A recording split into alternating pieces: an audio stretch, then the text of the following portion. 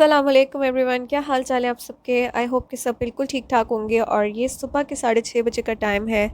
Last vlog में आपने देखा था कि रात को हम लेट आए थे काफ़ी बाहर से, उसके बाद चॉकलेट्स वगैरह इनबॉक्स की थी और उसके बाद बच्चों ने मूवी देखी थी और मैं 1 बजे तक सो गई थी। तो मेरे ख्याल से कि ये लोग सोए थे कोई 3 बजे और मुझे इसने 6 साढ़े 6 बजे उठाना शुरू कर दिया और इसको हाई ग्रेड फीवर हो रहा था, साथ में वॉमिटिंग हो रही थी और साथ में इसको शिवरिंग भी हो रही थी और इसकी काफ़ी ज़्यादा तबीयत ख़राब हो रही थी। तो ये इस तरह इसकी काफ़ी दिन के बाद हुई है। फ़िलहाल मैंने इसको पैनाडॉल दे के सुला दिया था कि इस वक्त तो हॉस्पिटल्स भी बंद होंगे, तो सुबह देखी जाएगी। पर अब सूरज निकल चुका है, बहुत प्यारा मौसम हो रहा है इस टाइम पे, पर मैं थोड़ा सा लेथार्जिक फ़ील कर रही हूँ। अब्दुल्ला तो अब सो गया है, तो अब मैं कोशिश कर रही हूँ कि मैं भी सो जाऊँ। सर दबाते दबाते मैंने इसे सुलाया है, फिर जब उठेगा तो जाएंगे डॉक्टर के पास। कि आपको मेरी आवाज़ आ रही होगी और मैं जो भी बोल रही हूँ समझ में आ रहा होगा, क्योंकि बहुत आहिस्ता बोल रही हूँ और इस टाइम मेरा मुंह जो है वो बिल्कुल सूजा हुआ है। मतलब मॉर्निंग टाइम है नींद की वजह से, और 7 o'clock पे आई थिंक बोला उठ गया था और इस टाइम 8:30 हो रहे हैं, तो काफ़ी बेहतर, शुक्र अल्लाह का। मैं सोचूँ मैं भी थोड़ा सा सो जाऊँ, थोड़ा सा डिस्टर्ब हो गई थी। जब ये लोग उठेंगे तो उठूँगी, फिर अगर इसे हॉस्पिटल जाना हुआ तो साथ में जाऊँगी, फिर नाश्ता करेंगे। तो चले सो जाते हैं। मुझे लेटे हुए हाफ़ एन आवर हुआ था कि अब्दुल्ला को फिर से बुखार चढ़ना शुरू हो गया। इससे फिर से शिवरिंग और हेडेक स्टार्ट हो गया और साथ में से वॉमिटिंग भी हो रही है। कह रहा था कि मम्मा ऐसा लग रहा है कि वॉमिटिंग हो रही है, पर वॉमिटिंग हो नहीं रही। और फिर जब ये उठकर बैठा तो उसे 2-3 बार वॉमिटिंग भी आ गई थी। अपने हस्बैंड को उठा दिया कि इसे ले जाएं हॉस्पिटल, और इस टाइम पे हॉस्पिटल खुलने का भी टाइम हो गया है। जब लेकर जा रहे थे अब्दुल्ला को, तो ज़ारा ने तो अब्दुल्ला को नहीं देखा, बस ये देखा कि बाबा कहीं बाहर जा रहे हैं। और वो भी उठी, उसके लिए भी एक अनयूजुअल सी चीज़ थी कि सोकर उठी तो बाबा और भैया घर में नहीं है, तो काफ़ी डिस्टर्ब हो गई थी। ये आवाज़ क्यों गलत हो रही है? आपकी आवाज़ गलत हो रही है? हाँ। भैया भी बीमार हो रहा है। क्या हुआ? क्यों मेरी आवाज़ गलत हो रही है? आपकी आवाज़ गलत हो रही है? हाँ। शायद आप थोड़ी बीमार हो गई ना, मेरी जान छोटी सी बच्ची। ठीक हो जाएंगी बाबा। बोलो। मेरी पापा। तो मेली बाबा हो ना, और की बाबा। आपने वीडियो में मेरी पापा नहीं बोला था। ओए मेरी बाबा, बाबा मेरी तो- छोटी सी बाबा, मेरी पाली लड़की। अब ठीक है? हाँ। ओके। हर चीज़ पे ऐसे करते हैं। हाँ, तो भी मेरी तो या कौन सा अच्छा। ओहो। उसकी वजह से। ओ, सारा बैठ के वेट कर रही हैं और इस साइड पे रही है चाय, साथ में मैं मेरे ख्याल से ब्रेड टोस्ट कर लूँगी, सिंपल सा नाश्ता बनाएंगे। और अब्दुल्ला और उसके पापा आने वाले हैं हॉस्पिटल से। जब अब्दुल्ला बीमार था तो व्लॉग करते हुए मुझे थोड़ी सी एंशियसनेस हो रही थी, थोड़ी सी मतलब अनकंफर्टेबल में हो रही थी। फिर मैंने सोचा कि it's a part of my job, क्योंकि मैं आपसे अपनी डेली लाइफ शेयर करती हूँ।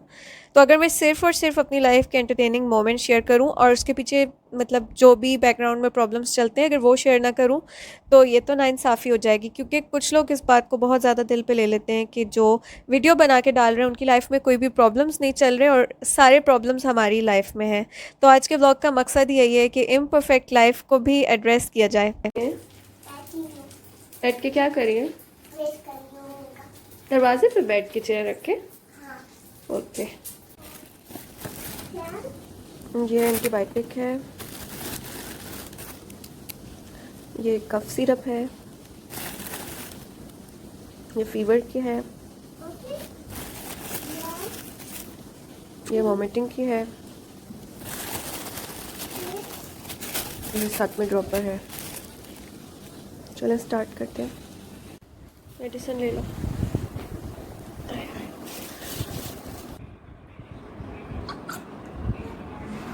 तो अब्दुल्ला को मैं अपने साथ ही ले आई हूँ लाउंज में। इनको मैंने सोफ़े पे लेटा लिया है और साथ में मैंने नाश्ता भी लगा लिया है। अब्दुल्ला को तो मैं कुछ नहीं दे रही खाने के लिए, थोड़ी सी एंटी एमेटिक ले, तो फिर उसके बाद इसको मैं कुछ खाने के लिए दूंगी, क्योंकि वॉमिट करता करता गया और वॉमिट करता करता आया। और आज मैंने ब्रेकफास्ट में बनाए हैं टोस्ट और साथ में मैंने ऑमलेट बनाया है। मैं तो एग बिल्कुल नहीं खाती हूँ और मैंने ताहिनी ब्रेड ऑर्डर की थी और मेरे हस्बैंड ने भी कल खा ली थी ताहिनी ब्रेड, और ये मेरा हिस्सा बचा हुआ है। तो बहुत दिन से मैंने रस खाए नहीं थे। आई गेस कि यहाँ पर रस मिलते नहीं है, या शायद मिलते होंगे पाकिस्तानी शॉप पर ये जो ब्रेड है इससे बिल्कुल रस वाला फ्लेवर आ रहा है।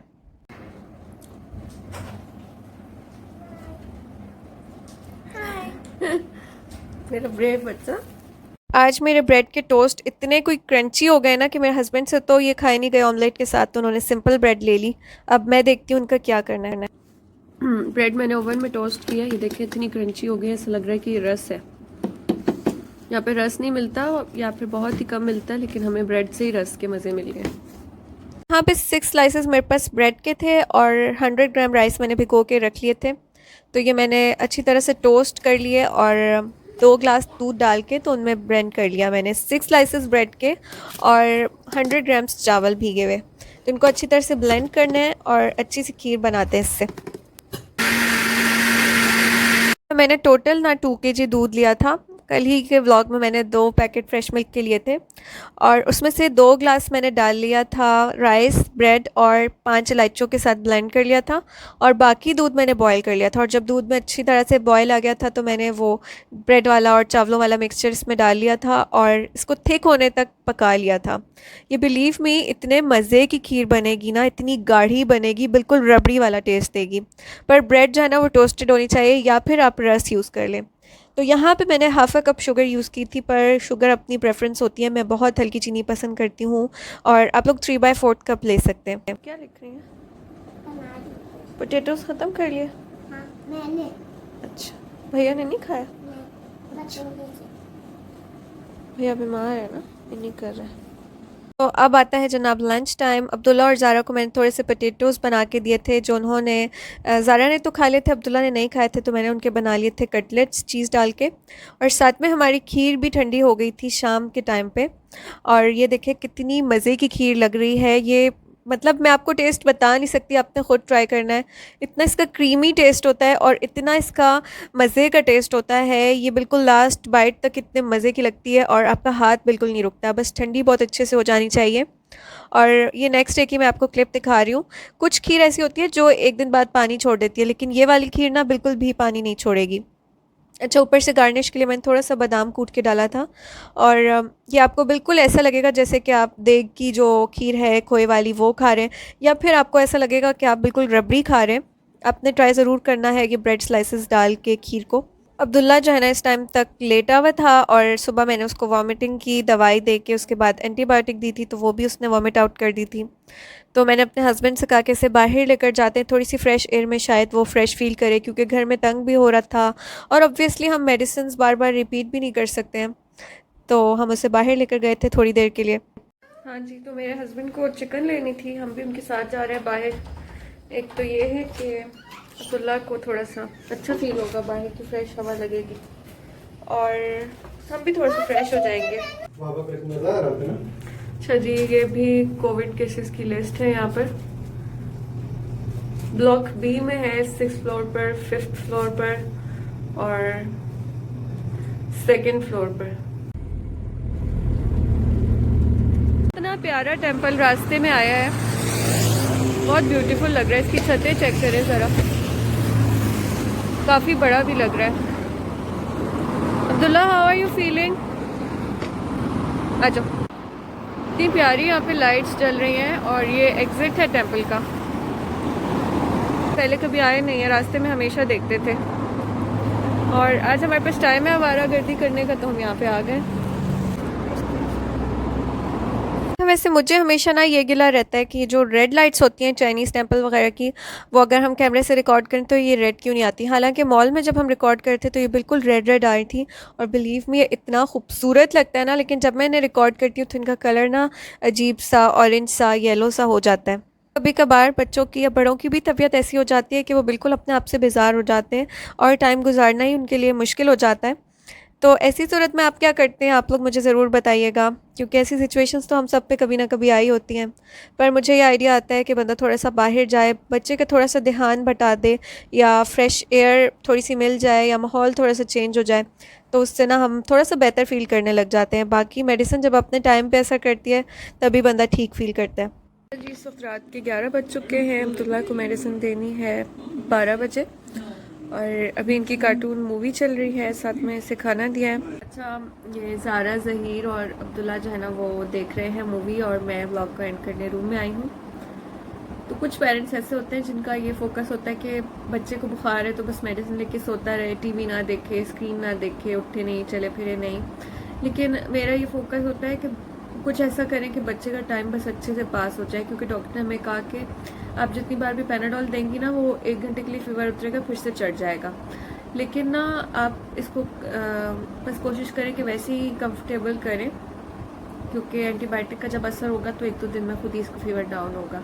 अभी 1-2 दिन का टाइम हमारे पास है, तो मैं ये सोच रही थी कि इसको कुछ ऐसा मतलब कंफर्टेबल करना चाहिए, ऐसी कोई इसको एक्टिविटी दें कि देखें अब फीवर है, उसको पेन है, उसको शिवरिंग है, हेडेक है, तो कोई ना कोई इसको ऐसी एक्टिविटी कुछ ऐसा करना चाहिए कि जिससे कि वो कुछ टाइम के लिए ना अपना पेन और हेडेक और फीवर ये सब भूल जाए।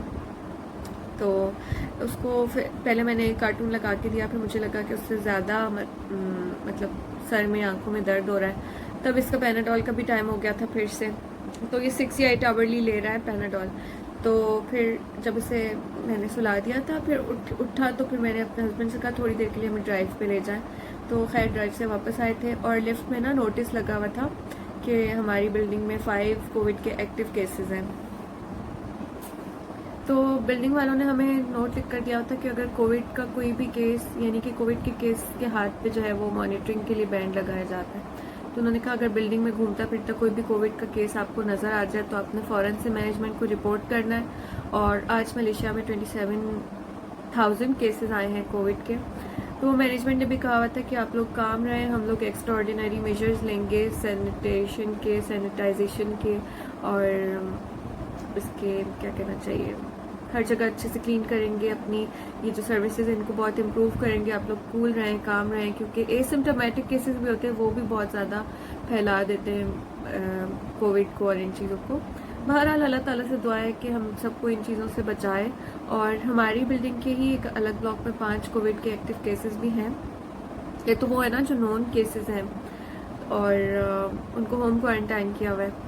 और बस बाकी है कि हम जिस ब्लॉक में हैं, इस ब्लॉक में फ़िलहाल तो कोई भी केस नहीं है, पर बस अल्लाह ताला हमें हर बीमारी, हर परेशानी से बचा के रखे।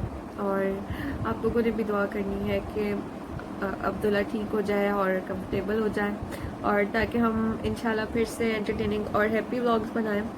और आज तो मतलब मेरा लिटरली मतलब मैंने मुश्किल से सफाई किया, आज मेरा सफाई भी करने का दिल नहीं करा था। यूजुअली होता था ना कि बच्चे बीमार हो जाते थे, इनको दवाई वगैरह दे दो तो ये एक ही दिन में ना मतलब सेट हो जाते थे, स्टेबल हो जाते थे, इनको 8 आवरली मेडिसिन देते रहो तो रात तक ठीक। लेकिन आज ना अभी तक इसका बुखार नहीं उतर रहा। तो खैर बस अल्लाह ताला से ठीक कर दे। मैं व्लॉग को यहाँ पे एंड करती हूँ, और अब आपसे नेक्स्ट वीडियो में मुलाकात होगी, होपफुली कि अब्दुल्ला कल ठीक होगा। तो अपना बहुत सारा ख्याल रखिए। अल्लाह हाफिज़।